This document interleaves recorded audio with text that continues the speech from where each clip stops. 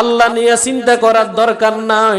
আল্লাহর যতগুলো সৃষ্টি আছে এগুলো নিয়ে চিন্তা করো, আল্লাহওয়ালা হয়ে যাইবা, হাসতে হাসতে আল্লাহর জান্নাতে চলে যাইবা। সুবহানাল্লাহ।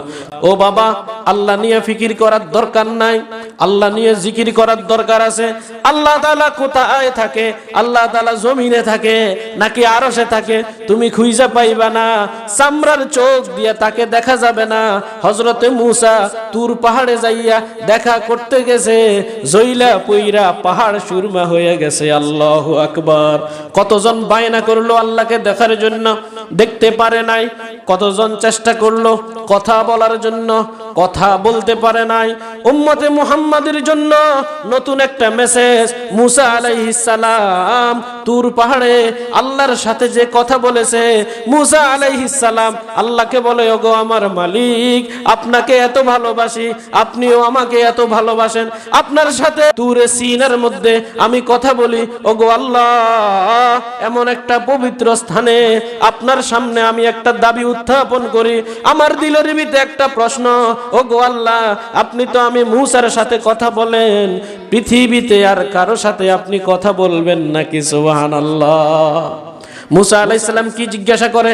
আল্লাহ, আপনি তো আমার সাথে কথা বলেন, আরো কারো সাথে আপনি কি কথা বলবেন নাকি? আল্লাহ তাআলা বলেন, আমার নবী, আমার প্রিয়তম হাবিব মুহাম্মদুর রাসূলুল্লাহর একদল উম্মত অতি শীঘ্রই পৃথিবীতে আসতেছেন। এরা যখন নামাজে দাঁড়াইবে, এরা যখন রুকু করবে, এরা যখন সেজদায় পড়ে বলবে সুবহানা রাব্বিয়াল আলা মা বাইনি ওয়া বাইনা আবদি, আমার মাঝে, আমার বান্দার মাঝে তখন আর কোনো পর্দা থাকবে না। সুবহানাল্লাহ। ও মূসা, আমি তোমার সাথে কথা বলি তুর পাহাড়ে, তোমার মাঝে আমার মাঝে ব্যবধান কতটুকু জানো নাকি? ৭০,০০০ নূরের পর্দার ভিতর থেকে আমি তোমার সাথে কথা বলে আমার নবীর উম্মতেরা যখন সেজদায় পড়ে যাবে তাদের কথা শুনবো, তাদের সেজদার এই গুনগুনানি আমি শুনবো, তাদের মাঝে আমার মাঝে কোনো পর্দা থাকবে না। সুবহানাল্লাহ। মূসা আলাইহিস সালাম দোয়া করছিলেন, আয় আল্লাহ, ওই উম্মতগুলা আমারে দিয়ে দেন।